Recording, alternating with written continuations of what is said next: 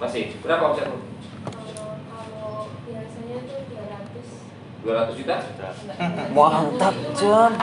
Oh, awal. Saya dia udah demo. Oh. Masih ditekuni nggak? Nggak, pernah masih jadi. bingung di Jogja itu. Kalau online kan tidak perlu bingung-bingung ya, dunia kita unlimited ya kan. Maksud saya unlimited itu kan mau keluar negeri, mau kemana-mana lagi kan aja dunia online itu saya kira.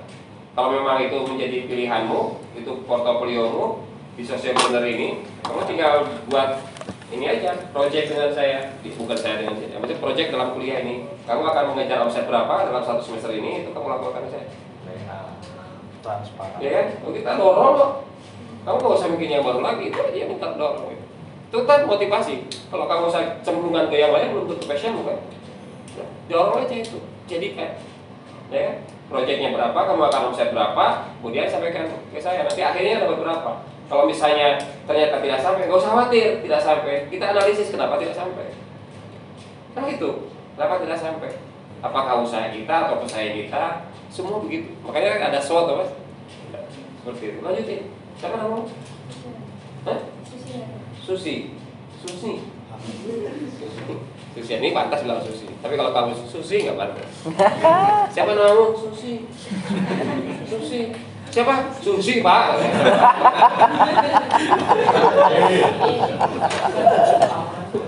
Ada lagi yang pernah usaha?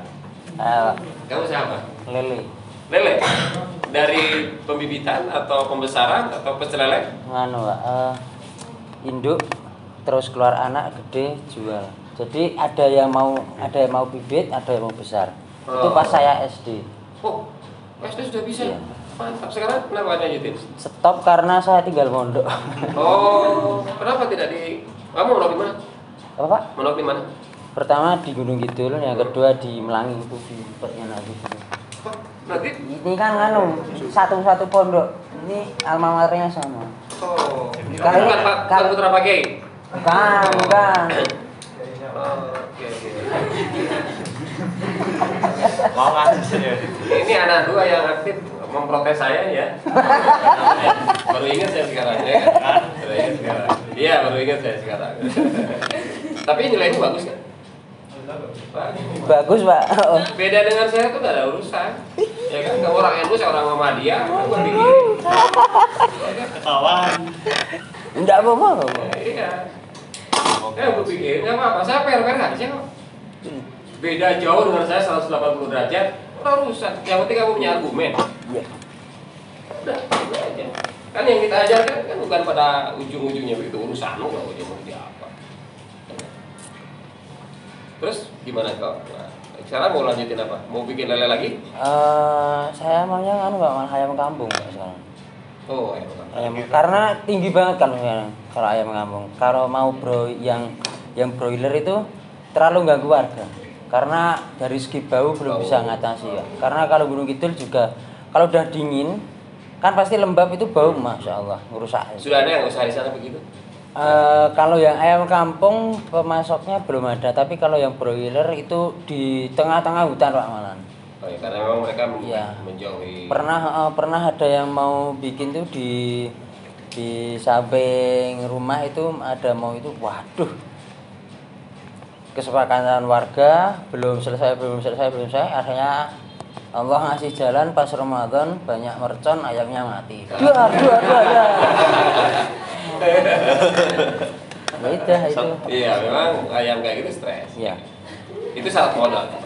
Ya, syarat modal. Artinya kalau kita di kuliah ini mau, itu tidak salah. Kalau kamu memang punya proyek untuk membuat bisnis ayam kampung sekarang dalam proposal, tapi kan mungkin eksekusinya nggak mudah. Iya, betul.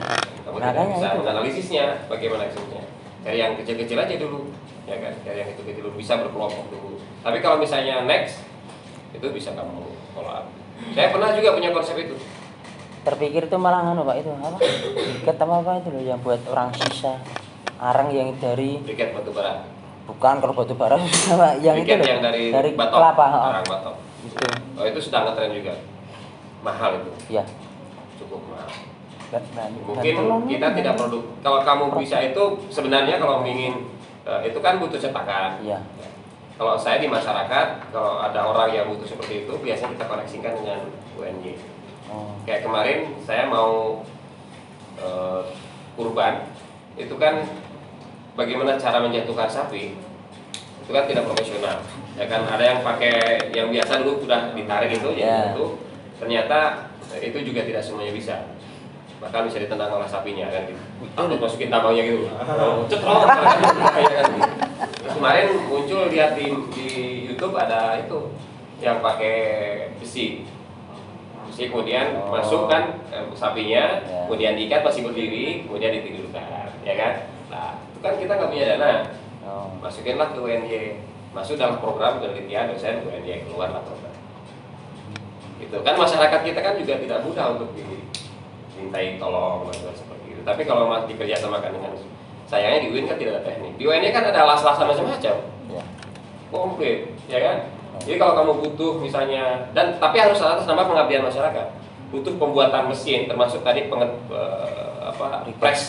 pressernya, bagaimana buat arang batok itu menjadi briket itu buat konsepnya, kemudian dampak sosialnya, dampak ekonominya bagi masyarakat seperti apa. Karena konsep kita adalah sosiopreneur, jadi bukan personal. Jadi kalau misalnya di kampung kita banyak sekali petani kelapa dan kemudian ada banyak aroma-aromanya, nah itu bisa. Sekarang yang coba kalian pikirkan ini, di Yogyakarta ini banyak sekali orang yang jual kelapa muda. Itu batoknya sama tepesnya itu kemana? Kan sampai hari ini itu belum ada yang mengolah itu menjadi sesuatu hal yang mungkin hanya dikeringkan, dijadikan bahan bakar. Ya kan? Nah itu sudah biasa. Ada nggak tuh gagasan spektakuler dari kita tuh jadikan apa? Mungkin kalau batoknya kan harus dikupas, kan berat. Itu karena memang katanya sih kelapa itu kan manfaatnya banyak, dari ujung atasnya sampai bawahnya sampai ke akarnya kan bisa menjadi obat ya. Nah termasuk mungkin bekas itu pengusaha air minum kelapa muda itu dari Yogyakarta itu menjamu suplai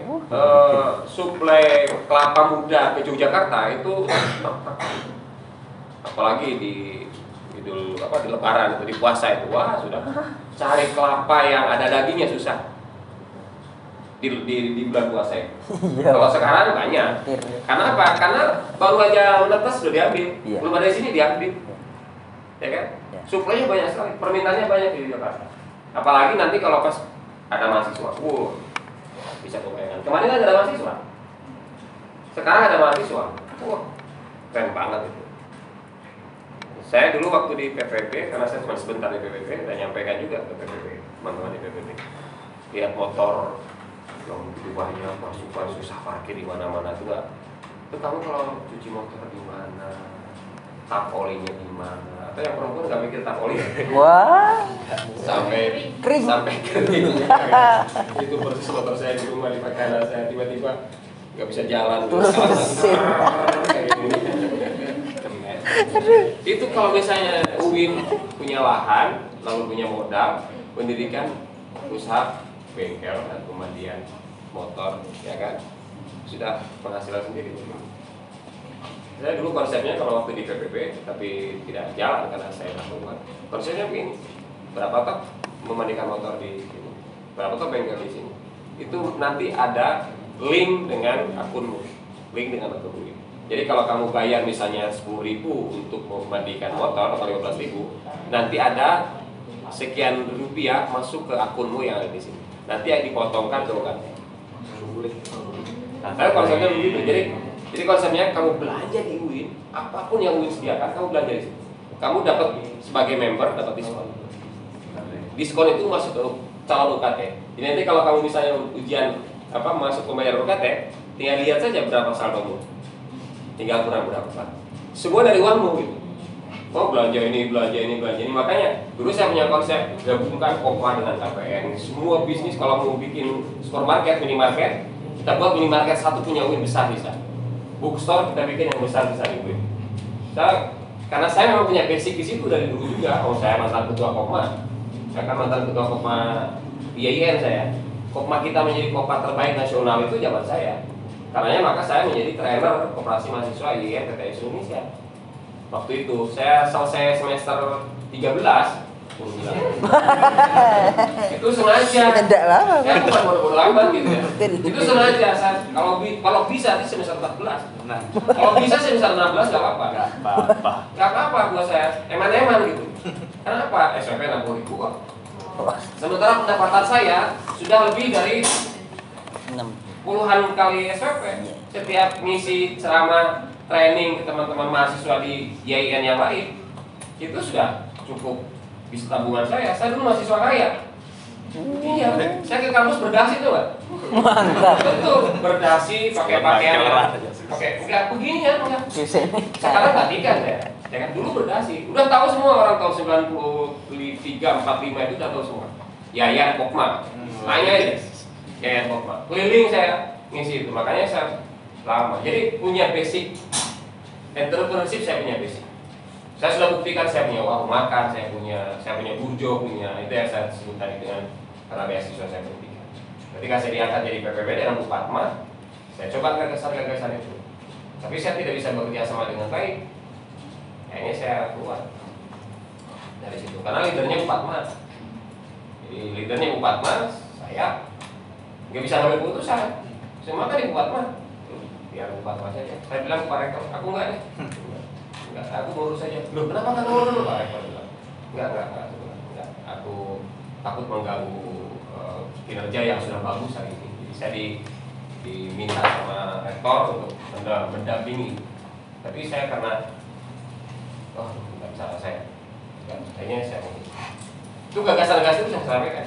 Sampai beli pom bensin itu sudah saya lakukan. Sudah tinggal deal untuk beli pom bensin dengan untuk UIN. Itu pom bensin yang di Jantik ke sana itu kan mau dijual 20 miliar. Sudah saya negosiasi dan kebetulan pengelolanya orang IAIN dulu. Jadi klik gitu. Tapi akhirnya nggak jadi juga. Daripada nggak jadi aku saya bilang nggak jadi. Sudah. Sampai terakhir itu kita bikin online place market. Itu sudah ada tuh place market. Bukan konsep yang saya buat. Dulu yang konsep yang saya buat dengan kawan saya nggak jadi. Kayaknya ini jadi. Tapi sampai sekarang coba kamu suka itu ada yang ditawarkannya apa? Air minta apa? Suka butter. Iya, suka water, hotel yang sudah ada disediakan. Mungkin nanti kalau sudah ada yang food and beverage yang dibawa masih tetap ada. Nulisnya ya? Iya. Ya, syukur tuh, alhamdulillah. Teman-teman cukup kreatif juga. Ada anak yang muda-muda masih kerja. Menurut saya, jadi daripada saya menjadi benalu di situ, kan mempersulit orang lain, udah saya hubung. Dan ternyata kan terus bisa berkembang. Karena kan kita juga bukan siapa-siapa, ya kan kita bukan siapa-siapa. Tapi itu peluang besar. Kalau kita mau melihat dari aspek bisnis, ya kan, bisnis. Tapi kalau kita mau lihat dari aspek sosioekonominya, mungkin bukan itu. Sekarang yang sedang digarap adalah suka sharing teknologi, PZ. Tapi saya tidak tahu program PZ apa. PZ adalah wakaf. Itu kan bisa bergandengan tangan dengan sosioekonomi dan bergandengan dengan masyarakat. PZ itu uangnya dari dosen dan karyawan. Jadi kita dipotong uang atas nama uang zakat. Tergantung dari gaji masing-masing. Ya, itu besar tuh. Ada yang dapat beasiswa dari PZ? Dapat ya? Dapat berapa? Udah harus dibilang. Alhamdulillah kan, itu kan manfaat yang kita berikan. Itu bagian dari sosioekonomi. Di situ itu. Cuman masih normatif. Dapat uang, tetapi tidak kemudian di. Coba kalau misalnya begini, misalnya ya, UIN itu digagas oleh masjid. Mahasiswa mengaji atau apa? Kali jaga mengajar. Kali jaga mengajar. Kali jaga mengajar. Kali jaga mengajar. Itu jalan nggak? Ya, yang pegang yang divisi ibadah. Divisi ibadah. Nah itu bisa jadi sosioekonomi. Kali jaga mengajar itu bisa jadi sosioekonomi. Kenapa? Jadi gini, tujuan kita kan memberdayakan teman-teman mahasiswa, ya kan? Kemudian memberdayakan masyarakat yang tidak bisa mengaji. Tapi kamu perhatikan nanti, kalau betul-betul memberi manfaat, itu masyarakat pasti akan ngasih. Ya. Ya kan? Tujuannya kan kayak KKN kan kayak begitu. Tapi lebih-lebih kalau kemudian proposal itu dikonektingkan dengan UIN, ya kan? Itu dijadikan dari program. Maka biaya transport mahasiswa dari kader Kaligajaga mengaji itu kan kemudian diambilkan dari anggaran UIN. Hanya kita fix tuh setiap berangkat sekian ratus ribu, sekian berangkat sekian ratus ribu. Oh, itu akan menjadi besar tuh Kalijaga mengaji. Yogyakarta boom aja dengan Kalijaga mengaji. Keren. Ya kan? Itu sosial program yang kayak begitu. Tapi ya, nah kamu masih di situ? Saya masih, tapi Masih? saya tidak di divisi beda Pak. Oh iya ya, kamu kan di masjid ya. Ini kita yang bikin gitu, belum jadi itu. Jadi apa? Yang konsep lomba kopiah. Si Rofik kan? Itu sekarang sudah mau buka Pak. Sudah selesai KKN besok. Nah, tadi kita kolaborasi. Proposalnya belum jadi kan, kita mau buka, mau bikin lomba desain kopiah Sunan Kalijaga. UIN Sunan Kalijaga apa? Masjid Sunan Kalijaga. Ya.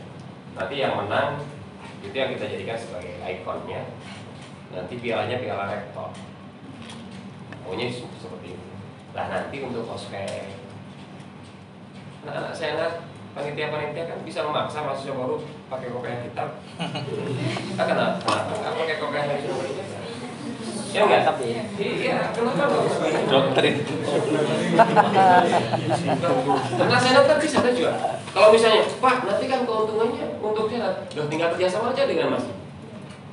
Berapa share profit? Berbuka pikirannya.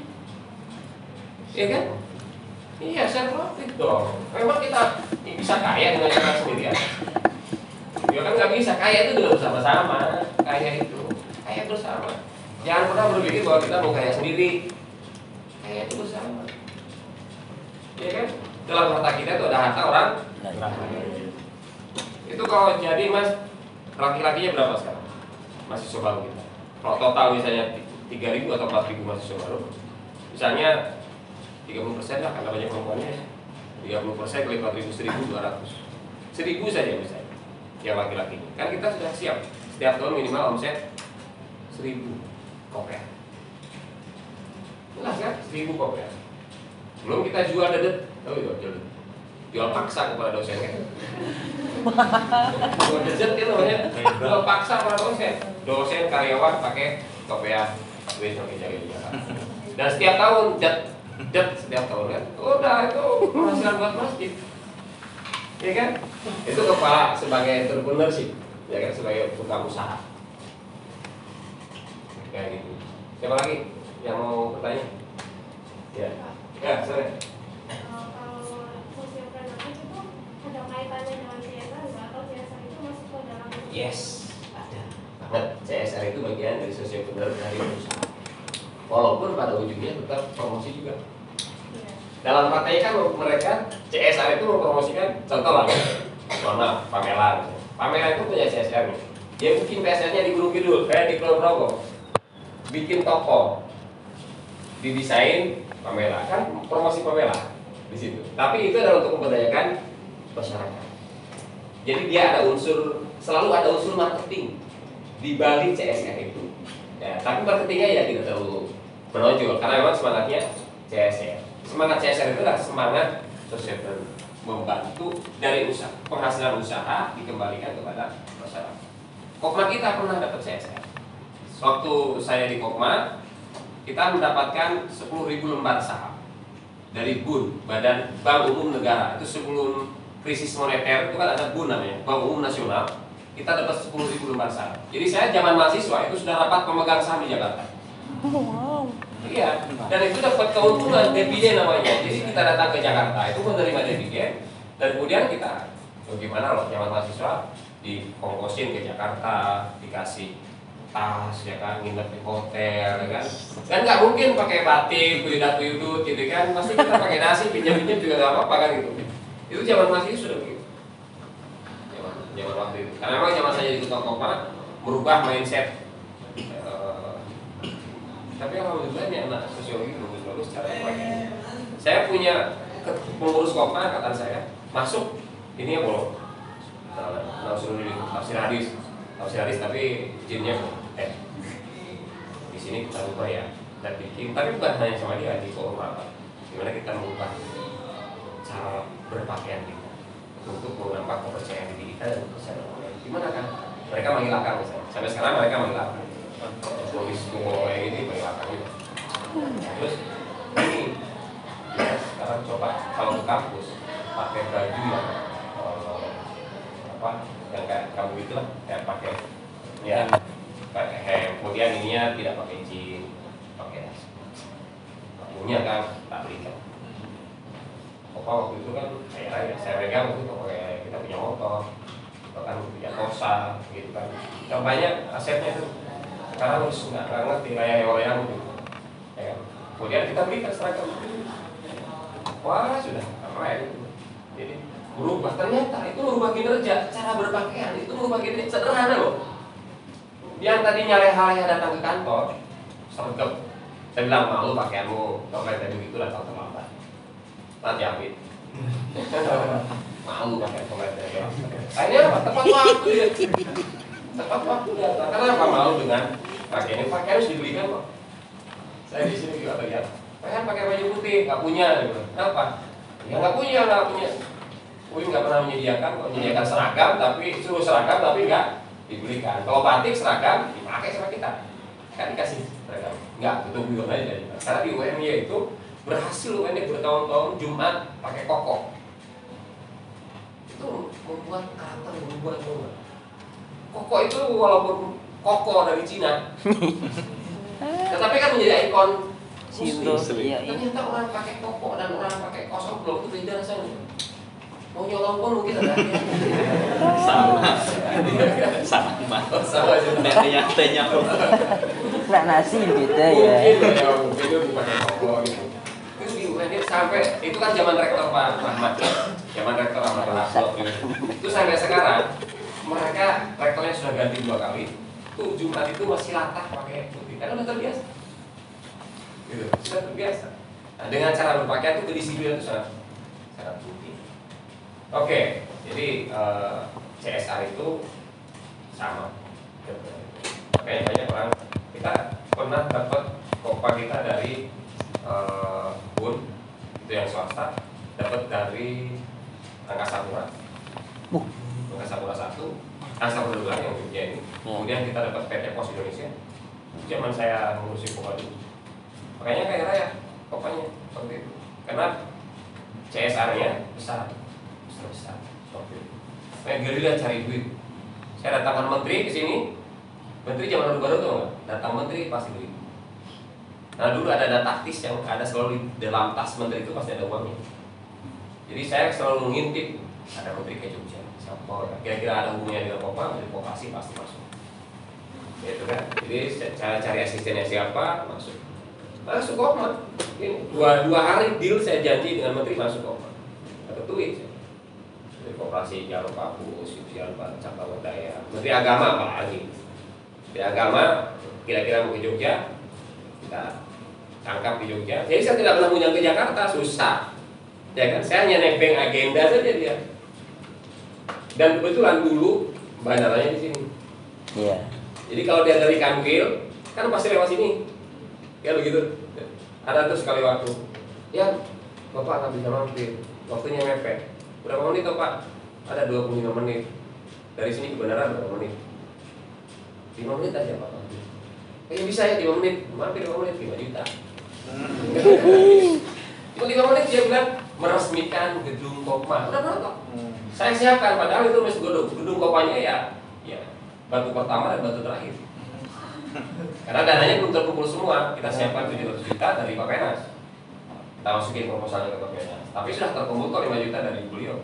Akhirnya jadi gedung Kopma tahun 2002 kalau tidak salah, 2006 jatuh ke tempat. Dan habis kena UI. Sudah selesai. Itu Kopma 3 lantai kita punya gedung sendiri loh. Sekarang harus nyewa kan? Siapa yang di Kopma? Sekarang harus nyewa Kopma UI. Dulu kita gedung sendiri 3 lantai, Kopma sendiri yang buat dari Bapenas. Kita yang nyari. Kamu bisa bayangkan, kalau kamu bisa mimpi tentang bisa bayangan Kopma sehebat itu ya Pak, maka kenapa menjadi Kopma percontohan nasional? Nah kita cari dananya, wah, Saya tidak. sekarang kalau orang apapun ya, banyak orang yang kena COVID-19 habis duitnya. Ya jalan, tapi tabungannya sudah mulai. Mudah-mudahan dengan ada teman-teman mahasiswa mau belanja di Kopa, nanti Kopanya akan naik. Nah, karena dari anggota siapa yang sudah jadi anggota Kopa? Nggak ada kan? Ada nggak? Nggak ada. Namanya COVID mana kepikiran ya? Nggak tahu gedung Kopa di mana gitu kan? Oke. Jadi ini nanti kita akan bicara mengenai kemandirian, konsen nilai-nilai. Jadi kuliah kewirausahaan atau entrepreneurship atau entrepreneurship diharapkan mahasiswa memiliki kemampuan menangkap dan mengkreasikan peluang menjadi sesuatu yang memiliki nilai jual dan nilai tambah. Merubah kotoran dan rongsokan menjadi emas. Ini Ciputra. Merusak. Ya. Ciputra itu seorang entrepreneur luar biasa. Ya. Merubah kotoran dan rongsokan menjadi Emas. Wah itu luar biasa itu, ya kan? Rongsokan tuh nggak rongsokan? Iya. Iya, rongsokan tuh kamu tahu nggak? Ya orang yang jual rongsokan hari ini itu seperti tidak berharga kan? Malah dianggap sebagai pembunuh, tahu nggak? Iya. Sebagai pembunuh. Tapi kamu lihat di Cirebon, pemilik showroom apa namanya? Tempat-tempat yang di sini kayak penampungan itu, mereka itu kayak istana. Saya orang Tasik dari di sini ada orang Tasik. Di Tasik yang di atas itu daerah mana itu ya, di Tasik itu rumahnya itu cepat masuk di televisi. Itu mereka membuat rumah istana miliaran dari ngapain? Jual WC. Jual WC tuh. Coba kamu ke stasiun, ke terminal bis, tanya kata-kata orang Tasik. Kotoran di duit itu. Dan mereka pintar itu, ya kan? Berapa sekarang harganya? 1.000, 2.000, ya kan? BO berapa? Oh, BO 5.000, nggak ada kembaliannya, tambah kencing saja jadi.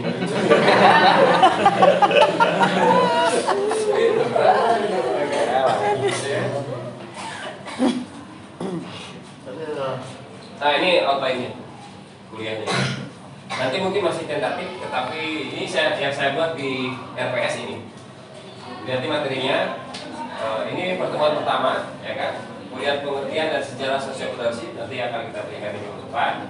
Komponen ekosistem entrepreneurship, etika dan tanggung jawab. Nah, baru di sini nih, motivasi, good team player, customer service and service excellences, making money without money.